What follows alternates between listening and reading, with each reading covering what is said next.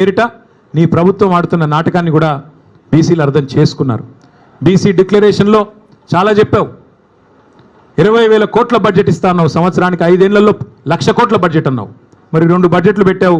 2 బడ్జెట్లు కలిపి కూడా ఇప్పటివరకు పెట్టింది 20,000 కాదు, ఖర్చు పెట్టింది 10,000 కూడా కాదు. ఎక్కడ పోయింది 1,00,000 కోట్ల బడ్జెట్? అట్లాగే నువ్వే కదా చెప్పింది బీసీ సబ్ ప్లాన్ ఇస్తా అన్నావు. ఎక్కడ పోయింది బీసీ సబ్ ప్లాన్?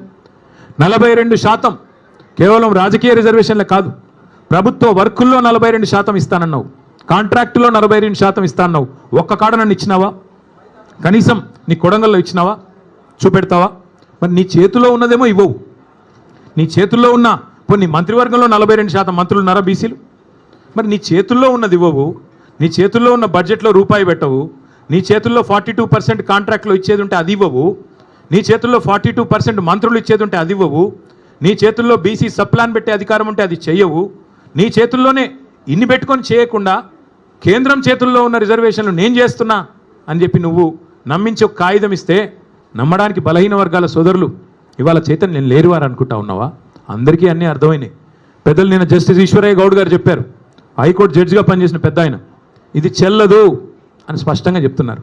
మరి రాష్ట్రంలో ఉన్న వాళ్ళందరికీ అర్థమవుతున్నది. అందుకే నేను అనేది రేపు స్థానిక సంస్థల్లో తప్పకుండా మంచి ఫలితాలు వస్తాయి.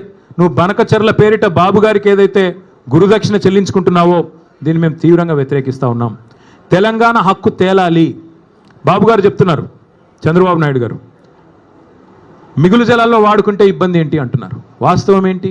నా దగ్గర మొత్తం వివరాలున్నాయి, మళ్ళీ ఒకరోజు మాట్లాడతాను. ఎందుకంటే ఇవాళ ఆయన తిట్లకు నేను కౌంటర్ తిట్లు తిట్టాల్సి వస్తుంది. నాకు ఇష్టం ఉన్న తిట్లు తిట్టడం కానీ నాకు కూడా తప్పట్లేదు అప్పుడప్పుడు ఇట్లాంటివి. ఇవాళ బనకచర్ల విషయంలో మా పార్టీ విధానం ఒకటే.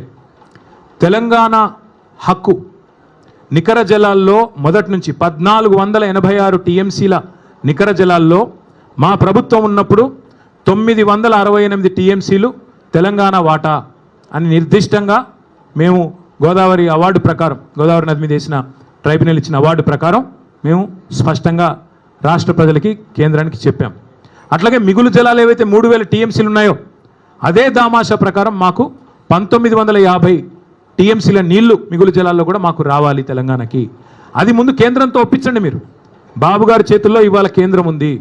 కేంద్ర ప్రభుత్వం కనుక ముందుకొచ్చి మిగులు జలాల్లో తెలంగాణ వాటా 1950 టీఎంసీలు అని స్పష్టంగా అధికారికంగా సాధికారంగా ప్రకటించి నికర జలాల్లో కూడా 968 టీఎంసీలు గోదావరిలో తెలంగాణకు ఉన్నాయని చెప్పి ప్రకటించిన తర్వాత ఆంధ్రప్రదేశ్ గతంలో ఏవైతే అభ్యంతరం చెప్తూ ఉత్తరాలు రాసిందో సీతారామ ప్రాజెక్టు మీద, సీతమ్మ సాగర్ మీద, అట్లాగే సమ్మక్క బ్యారాజ్ మీద, అట్లాగే కాళేశ్వరం మీద అవన్నీ ఉపసంహరించుకుంటే అప్పుడు తెలంగాణకి న్యాయం జరుగుతుంది తప్ప ఈ రకంగా ఇష్టానుసారంగా ఏ అనుమతి లేకుండా ఒక్క అనుమతి ఉందా?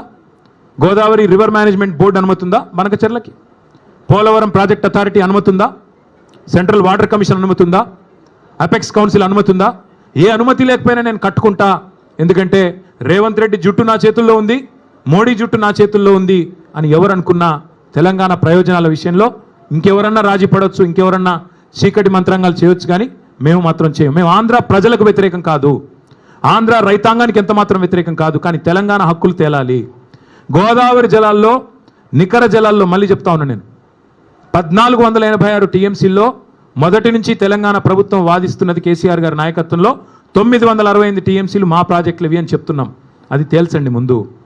అట్లాగే మిగులు జలాలు 3000 టీఎంసీలు ఉంటే అందులో దామాషా ప్రకారం మాకు 1950 టీఎంసీలు రావాలి.